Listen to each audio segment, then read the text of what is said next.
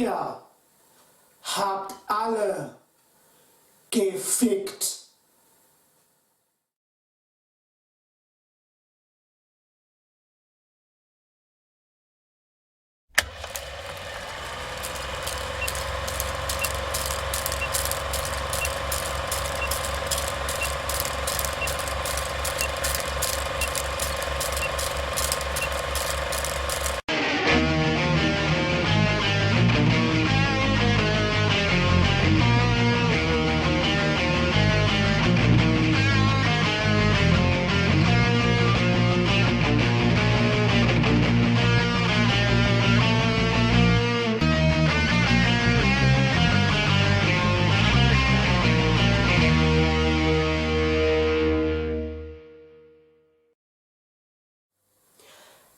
And welcome to Das German Kritic. Well, hey, außer mir macht's ja keiner.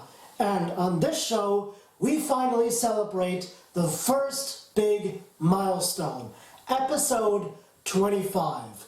And I'm just going to put it out there, the movie that we're going to watch today is insane. Our main character is insane, the other characters are insane, the script is insane, the animation is insane. Pretty much everything about this movie is insane. But first, a little backstory. Born in 1957, Walter Moers is one of the better-known German cartoonists who created a slew of wild and wacky characters, all of them easily identifiable by their large noses, which is the hallmark of any Moers cartoon. Some of Moers' most famous characters include the star of today's film and also käpt'n Blaubeer, Blue Bear Captain. Literally a blue bear who is a captain and who tells whoppers of such magnitude to his 3 grandchildren that put any of Feminist Frequency's productions to shame. Oh, and for your information, he isn't back. He never left. Kleines Arschloch, Little Asshole or Little Bastard in English, is one of Moers' most famous comics, having appeared in 7 editions. Then, in 1997, a movie was made, cobbled together from various comic strips from the various comic books, followed by a sequel in 2006. Which we'll get to in due time. Kleines Arschloch comes to us from animation director Michael Schack, who, if you'll remember, also directed the subject of Das German Kritic episode 5, Day. But then again, he also directed this. So, yeah, his resume is kind of a mixed bag. Kleines Arschloch also sees the return of Helge Schneider on the show, as well as dubbing legend Arne Elsholtz. Oh, and before we begin, a word of warning. If you happen to be an easily offended, trigger-happy Puritan or SJW crackpot, I suggest you turn this review off right now before you start slitting your wrists. This is an adult review of an adult film with adult jokes. So, with all that said, let's take a look at the cinematic adaptation of the comic book simply known as Kleines Arschloch.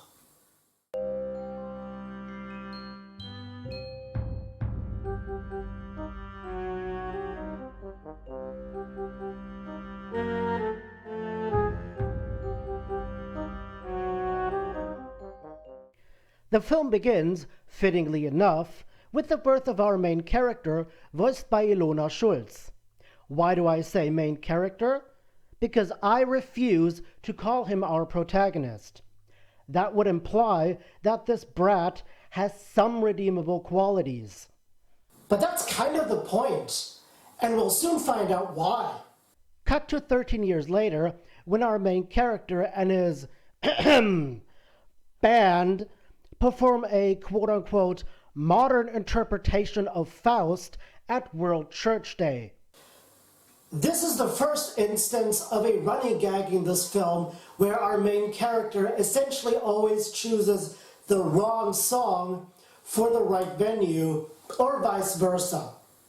On their way home, of course, his 3 band colleagues give him crap about getting kicked out. There isn't much to say about the 3, except that the long-haired one has a Saxony accent, the fat one is just retarded, and the thin one stutters. Okay, 2 things bear mention here. First off, the fat kid is actually the only one where we actually know the name, Kalle Klamrot. And secondly, is it just me, or does the stuttering kid look a lot like that evil elf from the Secret World of Santa Claus? Cut to our main character at home, doing what he does a lot in this film, writing in his diary, when he hears strange noises coming from his parents' bedroom.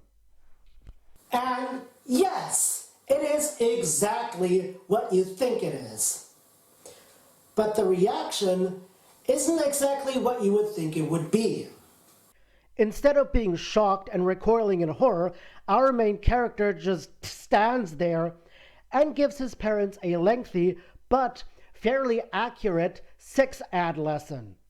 And what he just described also works very well from behind. Even though the Catholic Church doesn't necessarily approve of it. But our main character is not just a cruel and vindictive little brat. He's also giving and generous. Like this scene, where he gives his sister her fair share of 5 Tex the Fearless Reaver comics. Why? Because the fat kid who has a crush on her can jerk off in it. Naturally, his sister is distraught, but our main character bravely tells her that he has avenged her and her trampled on dignity. How? By peeing into the panties, making the fat kid think she did it, and giving up even more of those Tex comics in return. And that's why I refuse to call him the protagonist, because that is all he does throughout this entire film. He degrades, humiliates, defames, terrorizes, and abuses everyone and everything he comes across and interacts with. Almost like Eric Cartman or some very early season 1 version of Bart Simpson. The next day, our main character takes his chair-ridden grandpa for a walk. As I've already said in Felidae, this sex-obsessed, obnoxious old man is voiced by Helge Schneider. And this sex-obsessed, obnoxious old man is the greatest troll in human history. Fuck Ben Stein and fuck the Vigilant Christian. This is how you do trolling. And yes, I am aware that I just called Ben Stein and the Vigilant Christian trolls. Ben Stein is a fucking lawyer. He knows very well how to formulate an argument and how to tear it down. And the Vigilant Christian Mario has been on YouTube long enough to hear every counter-argument made on behalf of everything he has ever said.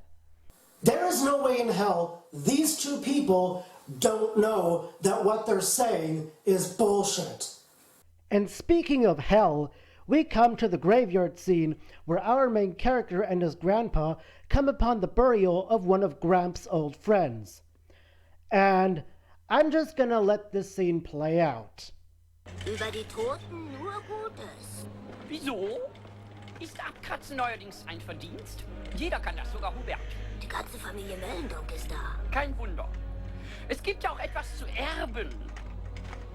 Liebe Trauergemeinde, wir haben uns hier versammelt, Um sicherzugehen, dass er auch wirklich verscharrt wird. um einem das Geleit zu geben, dem die christliche Nächstenliebe nicht nur vertraut war, sondern der sie auch praktiziert hat. Allerdings, er hat mit meiner Frau gefickt. Mein bester Freund. Großvater. Ist doch wahr. Während ich auf Spätschicht war, alte Drecksau. Es mag sein, dass der Verblichene nicht ohne Fehl war, aber wer wirft angesichts des Todes den ersten Stein? Ich? Ich bitte Sie, wir sind doch alle Christen. Ich nicht. Ich bin aus der Kirche ausgetreten.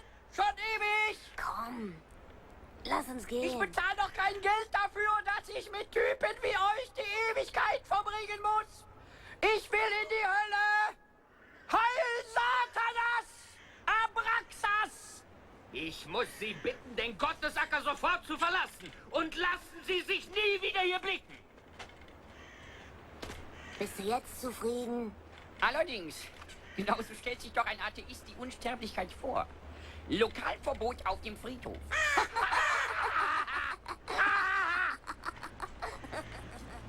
Now, I could say that, of course, atheists don't believe in the existence of Satan any more than they do in the existence of any other imagined deity, and that any atheist publication would be just as critical of Satan as it would be regarding everything else. But in this case, I think it's clear that Gramps is just trolling the priest. Cut back to our main character writing in his diary when we find out that he is, in fact, in love with an older woman. And considering everything we've experienced so far, and considering the fact that our main character is only 13, how old do you think this woman is?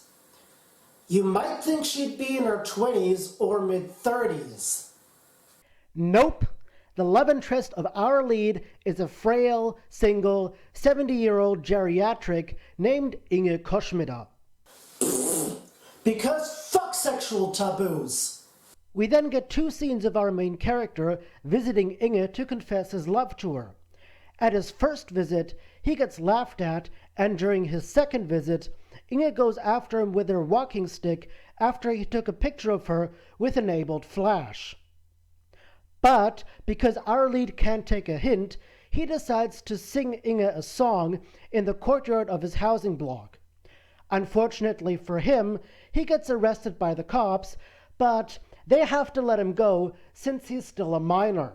And that is the crux of this film.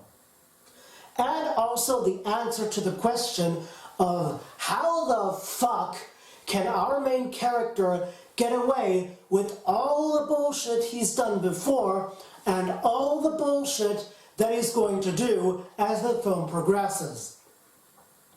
Because you see, in Germany, you cannot be charged with a crime if you're under the age of 14. Yet the destructive nature of our lead doesn't stop at friends and family members. Oh no. Now we get the first of 2 chapters in which our lead takes the neighbor dog Peppy out for a walk. Now, we've already seen what he does to people. Want to see what he does to animals? Of course you do. I know you do. And the fact that this is going to be horrendous is signified just by the opening of the scene. Our lead's looming shadow, Peppy's terrified expression. You know this is not going to be pleasant. And unpleasant it is as we see the abuse of this poor dog by our main character. And how does it get abused? First, he tricks the dog with a stick, which he pretends to throw, but in reality never lets go of the stick. Then he stumbles upon a pile of dog shit made by Peppy's quote-unquote competition, in which he dunks the poor dog, which causes said dog to vomit, and lastly tosses the dog into a group of presumably feral cats, causing Peppy to get their shit beaten out of him. And how does he justify this to the owner, Miss Mövenpick? Mein Gott, Peppy, wie siehst du denn aus? Das kommt von seinen schlechten Reflexen, Frau Mövenpick. Wissen Sie, was ich denke? Nein, was denn? Ich glaube, Ihr Hund sieht zu viel fern. Cut to our main character in his tour bus, where he is admonished by his bandmates and asked if he is certain to have picked the right song this time. And, being who he is, our lead, of course, has not. and him crossing his fingers behind his back when they ask him suggests he knows this and is just abusing the other three the way he abuses everyone else. Long story short, they sing an anti-country song at a truck stop, and as anyone would expect, they get the shit beaten out of them. The next morning, the family sits at breakfast where the father, voiced by Arne Elsholtz, talks about a settlement he has reached with his son. Wenn bei Tisch nur einmal das Maul aufmacht, dann kriegt so eine geschallert, dass die Brille fliegt. Speaking of which, do we have the time to talk about Elsholtz? We do? Okay. Let's talk about the Kaiser of the German dubbing scene. Born in 1944 and deceased in April of 2016, yes, 2016 also has his blood on its hands. Arne Elsholtz is perhaps one of the more famous German dub actors. For one, because his voice is very distinct and recognizable, but also because, until his death, he was the German voice of none other than Tom Hanks, Bill Murray, and Jeff Goldblum. Oh, and he voiced Manny the Mammoth in the Ice Age movies. Which immediately begs the question, is there a movie out there starring Tom Hanks, Bill Murray, and Jeff Goldblum? Because if so, the German dubbing would be fucking meta. But, getting back to the settlement, our lead wouldn't be a little dick bastard if he didn't find a way to skirt the settlement and humiliate his father. Mahlzeit. Mahlzeit! Was ist das denn? Ich bin die Stimme der Geknechteten. Ich bin der Aufschrei im Gulag. Ich bin der Tenor im Gefangenenchor. Ich glaube, du bist eher der Anlass für eine saftige Tracht Prügel. Moment, von Bauchreden steht nichts in unserer Abmachung. Willst du deine pädagogische Glaubwürdigkeit aufs Spiel setzen? Es gibt Zeugen. Now, before we move on, I think we need to have a discussion about our lead's attire and how it's eerily similar to that of a very popular and very famous boy character, and how said character might have influenced the existence of our lead. You think I'm joking? Well, let's take a look at the release date of both franchises. The Simpsons first aired on December 17th, 1989. The first edition of Kleines Arschloch was published in 1990. And long before there was Sideshow Bob or Fat Tony, the original antagonist of The Simpsons was the obnoxious brat Bart. See where I'm going with this? Now, of course, this could just be a huge, gigantic coincidence, and I'm just reading way too much into it. Or am I?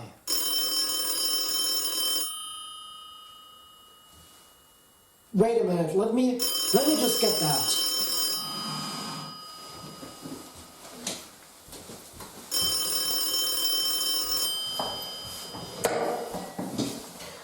Yeah, hello? No. This isn't a suicide hotline. You dialed the wrong number. But, say, are you feeling down and out? Well, that's a bummer. Yeah, no, really, it's totally, I can totally see the predicament you're in. Yeah, of course, I'm pretty sure you must feel like the biggest pile of shit. And not without reason. No. I wouldn't get any hopes up on that. Suicide? That would, of course, be an option. Yeah, no problem. I like helping people out, so bye-bye, or should I say, see you soon. Next, our main character actually thinks that the mailman is in love with Inge. Which immediately reminds me of that clip where a crazy feminist accuses the fucking mailman of stalking her because he drives down her street daily and stops at her house every other day. The mailman. The fucking mailman. Whose fucking job it is to give you your mail. Anyway, since Kalle is hospitalized after their failed gig at the truck stop, our lead delivers hot meals to disabled people, and in this specific instance, we see him delivering a meal to a middle-aged blind man. And our main character wouldn't be our main character if he didn't use this opportunity to behave in the most asshole way possible. Sagen Sie mal, sind Sie wirklich blind? Oder lassen Sie sich bloß den Arsch nachtragen? Na, hör mal. Natürlich bin ich blind.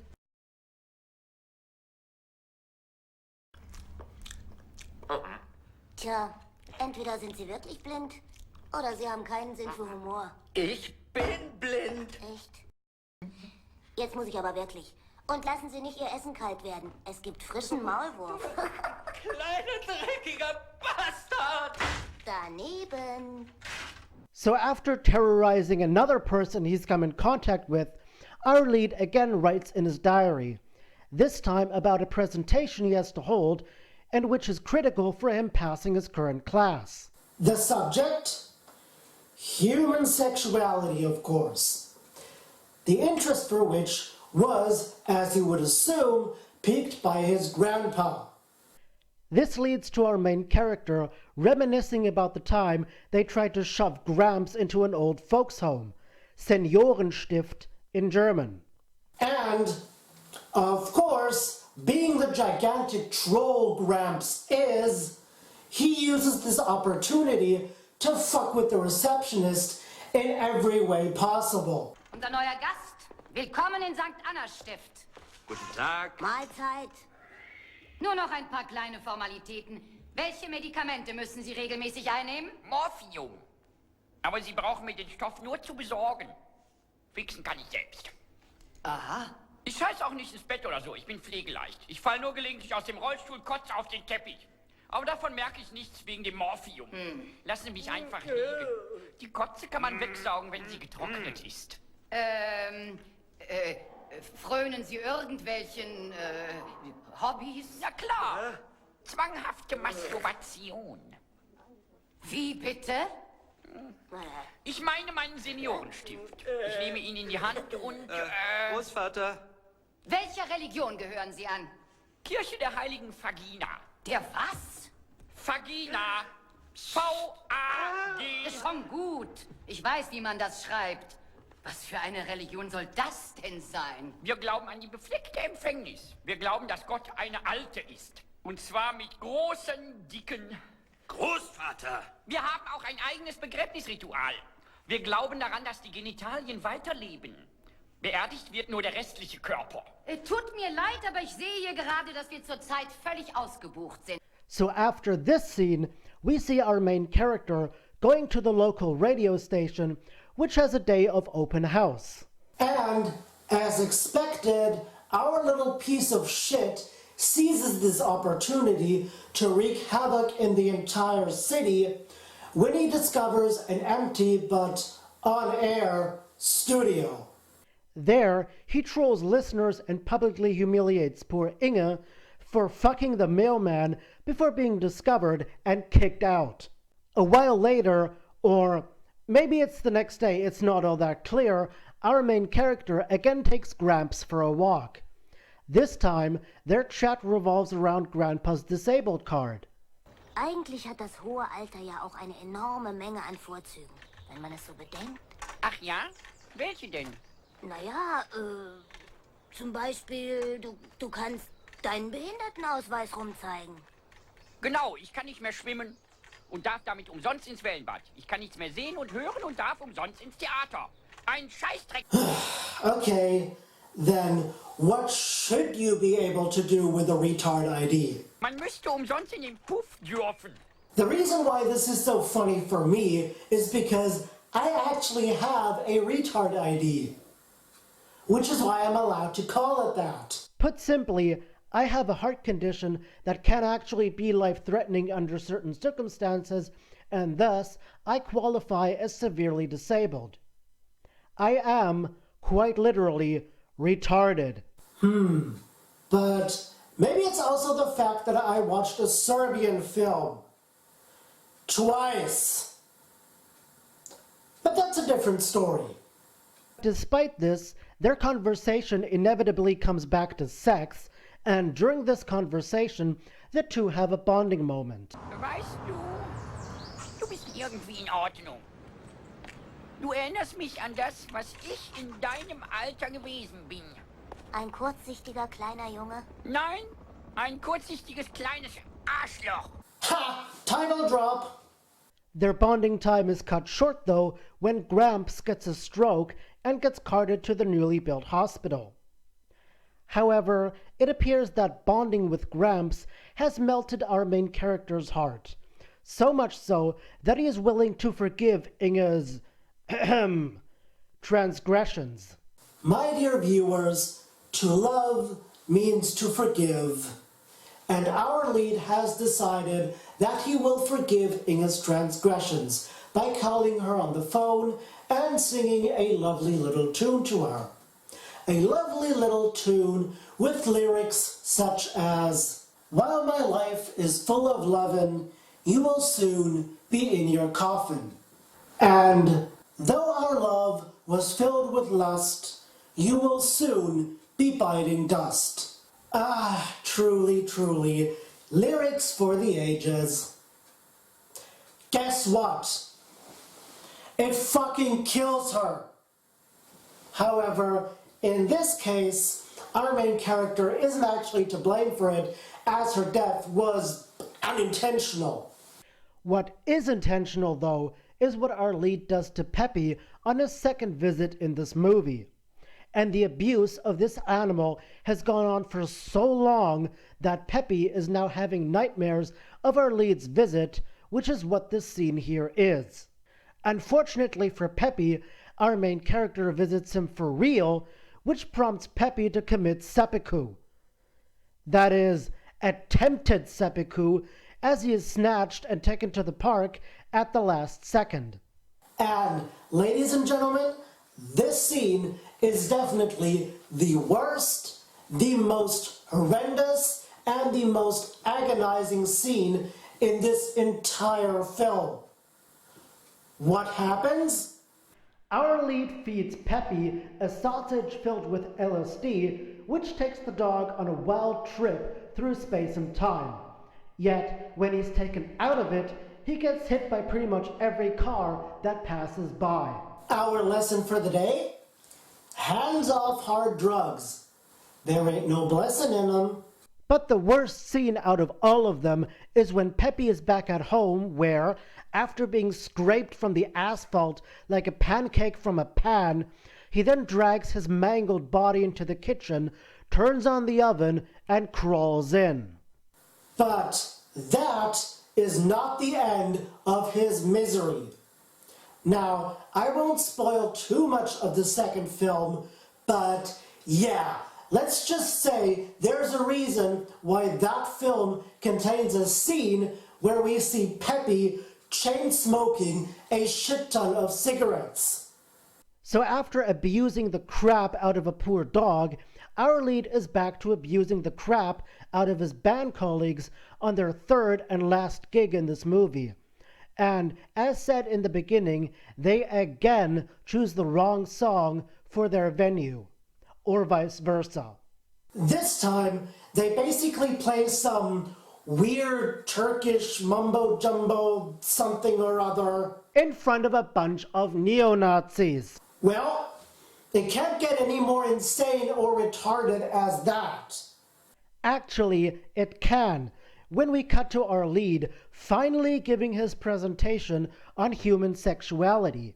And in terms of scientific accuracy, yeah, let's just say his presentation has more fallacies per second than your average creationist or feminist propaganda video. Although I'm pretty sure Gramps would have enjoyed every single second of it. Speaking of Gramps, since he's the only person our main character even vaguely gives a crap about, our lead thus decides to visit him at the hospital, where, of course, our lead wreaks havoc and destruction by switching babies in the nursery, posing as, quote-unquote, Europe's smallest doctor in order to scam sick people out of their money, and this scene. Tja, Negermann, da staunst du, was? Bei dir zu Hause verrecken sie vor Hunger und hier kriegen sie nichts runter, weil sie vom Fressen krank geworden sind. Das wäre überhaupt die Lösung. Wir lassen die Alten abkratzen, kochen lecker Suppe draus und schicken die nach Afrika. Ihr steht doch auf sowas. So ein knuspriger Kolonialistenschenkel in Kokosmilch. Komisch, man sollte meinen, Neger hätten Sinn für schwarzen Humor. Now, you may think our lead's comment is racist. But then again, there exists a video out there where a black South African college student, in all seriousness, suggests, quote-unquote, decolonializing science and going back to what I can only assume is something like voodoo. It exists. Look it up. Coming back from his path of wanton destruction, our lead finds his entire family gathered around Grandpa's deathbed. However, Grandpa has other plans and decides that dying is too mainstream. Oh. Ist jetzt tot? Ich glaube, ja. Großvater, du bist nicht tot? Nö. Ich hab's mir anders überlegt. Ich will nicht sterben. And speaking of dying and coming to an end, we are now at the last big moment of the film, the closing celebration at the end of the school year. Now, as previously mentioned, our lead character is 13, so yeah, I don't think this is actually his prom or something. But of course, our lead character would not be our lead character if he didn't find an opportunity to fuck with everyone in attendance. First, he trolls everyone during his big opening speech before spiking the punch with all kinds of quote-unquote special ingredients. And this, ladies and gentlemen, leads to the climax of this film, which I cannot show you. But I can show you stills, and I can describe what happens. The climax of the movie consists of all the adults getting butt-ass naked, grabbing torches, and ascending the cathedral of the city while being led by our main character. Unfortunately for him, though, this doesn't end well, and even being a minor can't save him now, since he, for some reason, ends up in a jail cell. Which, by the way, is also the reason for the background change we see in the last few scenes where he writes in his diary. So this was Kleines Arschloch, der Film. Little Asshole, the movie. Our Big 25, the first big milestone on this show. And it is awesome! As I said in the beginning of this review, this movie is insane. Our lead is insane, and the characters, specifically the grandpa, are beyond insane. Insane, yes, but in a good way.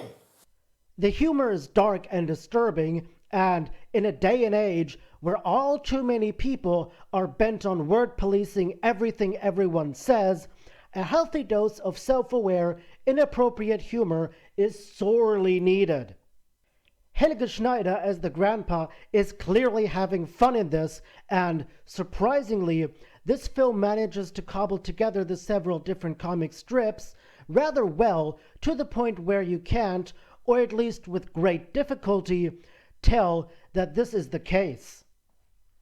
However, amongst all this praise, there is one thing I do have to address, and it's something that becomes obviously apparent if you look at this movie with a very, very close eye.